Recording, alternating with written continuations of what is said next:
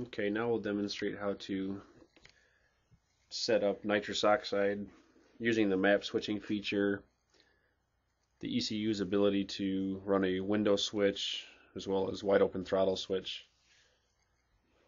It's pretty easy to use. The window switch actually operates off of the stock flapper valve solenoid. So assuming you've done a small airbox mod, that solenoid is no longer in use anyhow. And you can reflash the ECU to either turn on a shift light or turn on a relay to activate nitrous, as well as your map switching feature with the harness that I build. So if we go into our advanced settings, we can see how this works.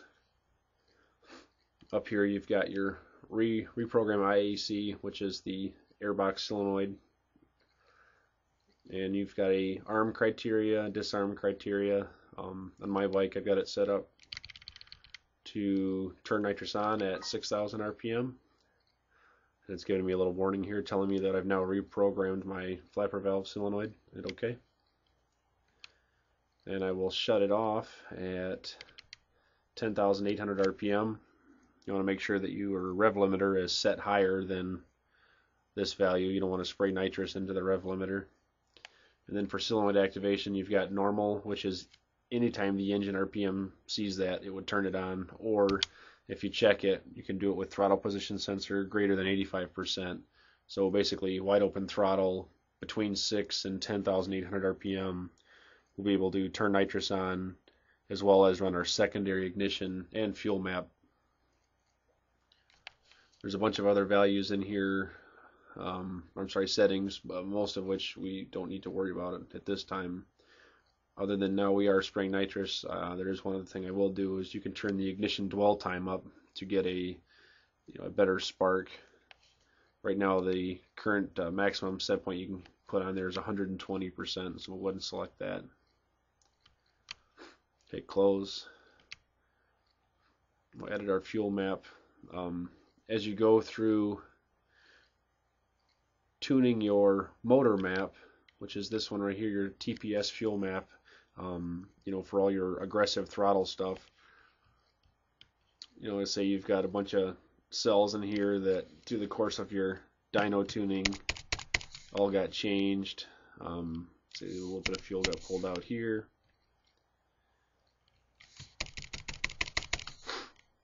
Say some more fuel got added here. There's another feature in the software that will copy everything from your motor map over to your nitrous map. You want to make sure that any fuel you add for nitrous, you want to do that in addition to this map that you've already tuned. So instead of having to go over to this MS fuel map and hand copy all of that, you can actually go to your TPS map here, and if I just hit C for copy, I have to do it this way. It will copy all of the values from this map over to the MS map. Okay, I'm going to hit OK. Now if I go to my MS fuel map, which is my nitrous map, you'll see that all those values get carried over. So this would be our motor map now that we would want to go ahead and start adding fuel to for nitrous.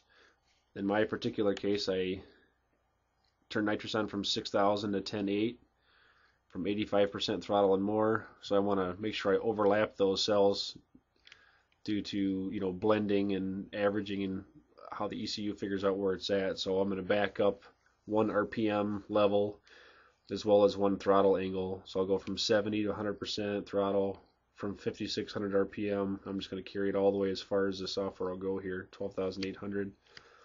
I was running a 50 shot, which would be about roughly a 20% increase in throttle.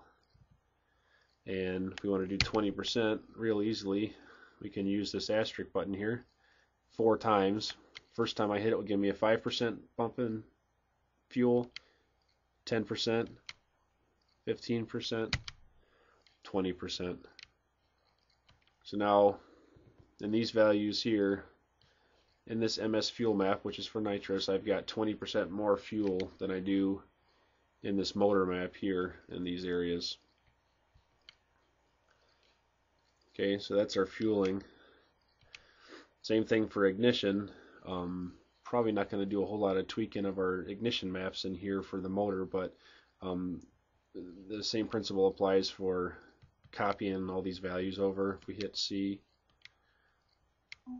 copy, it'll copy all these values to the nitrous map. I'll hit OK.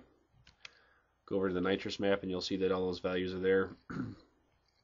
Now, just like I did with fueling, I'm going to say from 70% to 100% throttle, from 5600 RPM all the way out.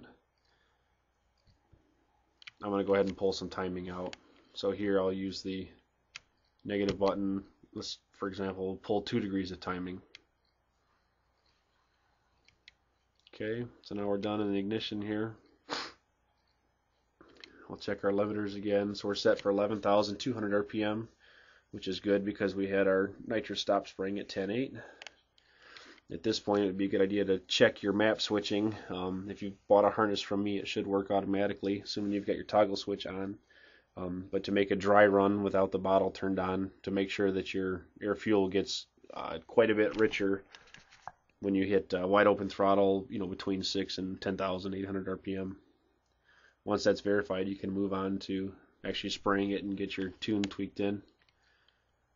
This was after a couple of pulls on my bike at Schnitz Dyno Service by Ryan Schnitz here. You can see that we bumped up 50, 53, 54 horsepower with the 50 horse jet. Tuning was pretty easy. Air fuel was all kept in line. Pulled some ignition timing out to play it safe, and that's pretty much it.